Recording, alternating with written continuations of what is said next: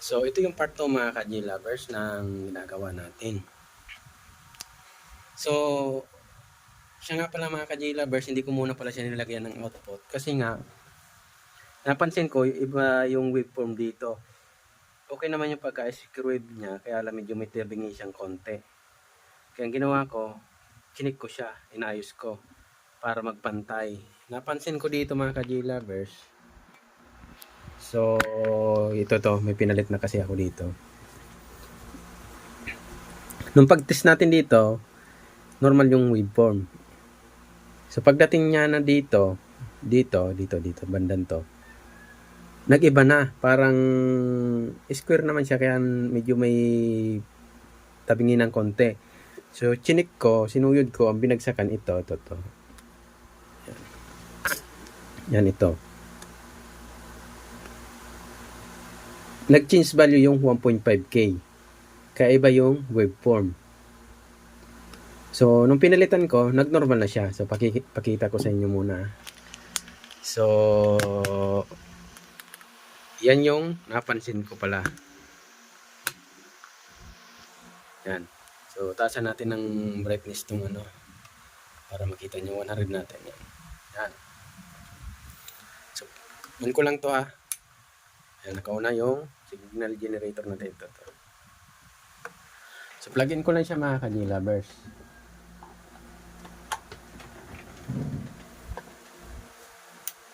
Nag-relay na. So, nung pag-test ko dito, lahat, ayusin natin, auto natin. Nung pag-check ko, normal na siya dyan. So, pagdating dito, ganyan din naman, normal, kaya lang, yung design ng form niya, parang iba. So, ngayon, okay na siya, nagparehas na siya dito. Kasi kinumpara ko, sabi ko, hindi ko muna lalagyan ng output kasi baka mag-iba yung tunog niya. So, gagana naman siguro yon, kaya lang baka ang kabilang channel, baka, ewan ko kung may distorted ng konti o sabihin natin na may ng konti o hindi natin alam yung output nun o baka konti lang naman diferensya. Kasi iba yung form. So, pagdating dito, napansin ko niya, kung maganda dito yung form dito. Yan, yung ganyan. So, sa kabila, hindi. Pero ngayon, normal na siya. Kaya pag tinis natin yung output nito, dito sa lahat ng base ng transistor, yan, base dito. Auto ko lang para, yan, normal na siya. Yan. Ito, normal talaga to. Ito. Yan, kabilang channel. Ay, ito yung sa kabila, base din. Yan, normal. So, dito, ang hindi normal. Pero ngayon, normal na kasi napalitan na natin yung 1.5K. Yan, parehas na sila. Yan. Parehas na sila. Normal. Yan. Kita nyo, parehas na silang normal. So, ang gagawin natin, check natin yung voltage biasing nito. Off ko lang.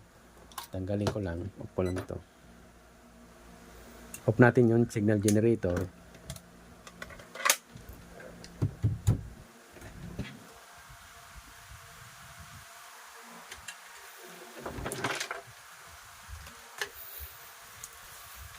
So, balik na rin natin. Yan. Set sa DC. Sa unang bukso dapat natin ng pagtis ito, medyo mataas yan, wala pa kasing output. Tapos mag-drop na lang yan. So lagay ko lang siya. Yan, meron pa kang 8. Tapos plug-in natin Yan, 39.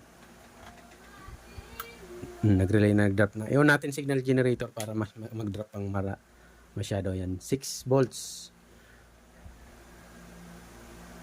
Yan, ginalaw ko kasi yung signal generator. Nasa 6, 5 puntos. Parehas. Yan, 5.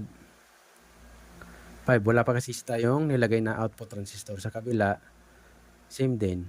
6.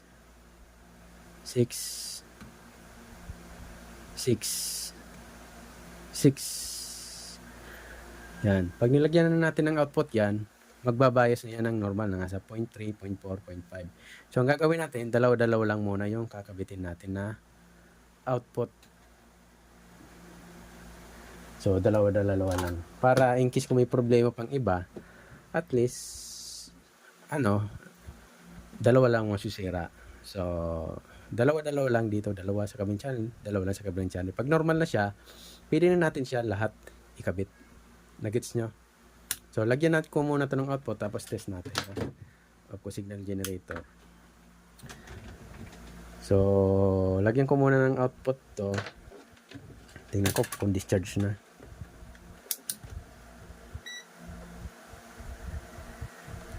Ay, mali. Okay, 7 na lang. 15 pa to. So, discharge ko muna. So, lagyan ko muna ito ng output, tapos testingin natin na. So, bali nilagyan ko naman siya mga ka-J-lovers. Yan, tig dalawa lang. Gilid-gilid. Na dito yung A. Yan. A. Tapos C. Yan, tig dalawa lang. Tapos A, C. Tig gilid-gilid. Para matest na natin kung normal. Kasi pag hindi pala nakadikit to. Pag may problema pa kasi, sabagay wala na tong problema, check na rin natin yung biasing, yung signal. In case lang naman. So, dalawa-dalawa lang matatamaan. So, hindi pala nakasoldam ng maayos. Okay, ito. Okay. Yan.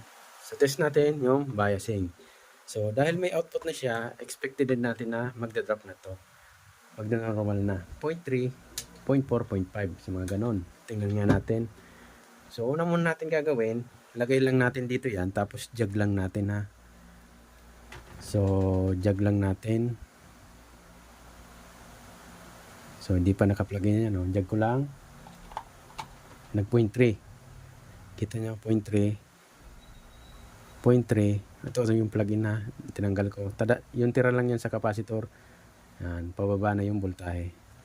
So, pwede natin siyang retsuhin. Pakinggan natin kung mag-switch on yung relay. Oh, nag-switch on na yung relay. Yan, okay na siya. So, safe na tayong ikabit yung lahat ng output na 8. Kita nyo ba? Lahat na sila 0.3. So, ito, magpo 0.3 na rin yan. Kasi magkarugtong lang naman yan. Yan. Kahit wala pa yan output. Yan.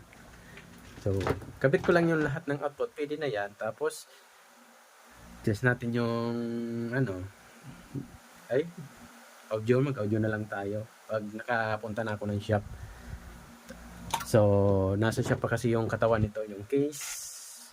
Tapos yung niyan, basta nandun. So, ikakabit ko na lang siya. Basta pag nalagyan ko na ito ng output, magte-testing na lang tayo ng sound ng audio nito. So, at least, napa-okay natin. Yan, okay na siya. So, testing na lang tayo nito.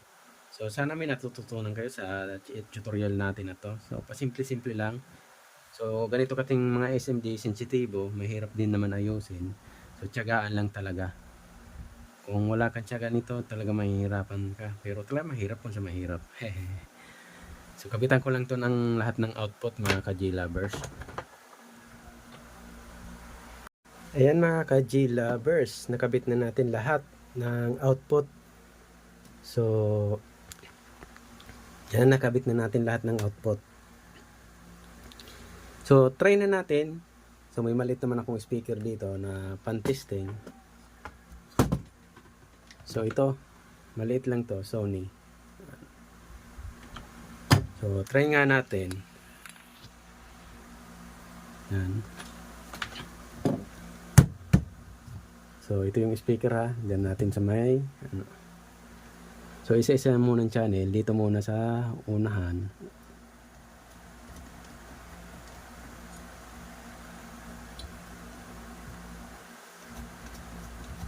So, plug-in ko lang. Mag-audio test tayo ha. Mag-audio test. So, nabulol pa ako. Mag-audio test tayo. So, nakabit na natin. So, plug-in lang natin mga ka-J-lovers. Okay. Tap tayo. Yan, nag-switch na rin relay. Napakinggan nyo. Okay na siya. So, kabila naman, lipat lang natin to.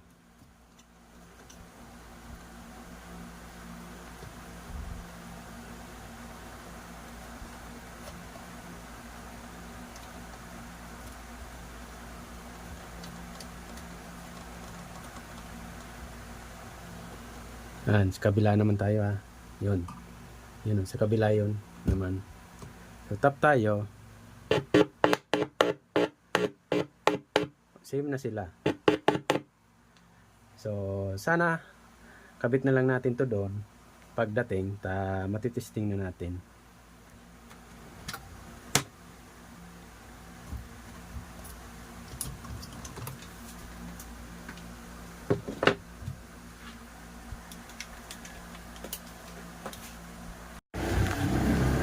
So, bali ito na mga ka-G-Lovers, kabubukas lang ng shop namin noong ano pa to, Monday.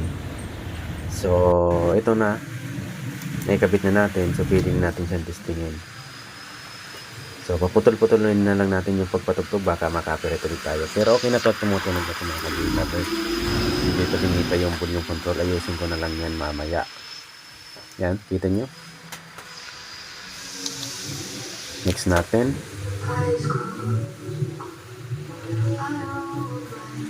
Yan, goods na siya. Both left and right, okay na siya. So, ayusin ko lang ito, tabingin ng konti. So, sana meron naman kayong natutunan sa mahabang video natin. So, part 1 and part 2, ito yung part 2. So, left and right, okay na. So, maraming salamat.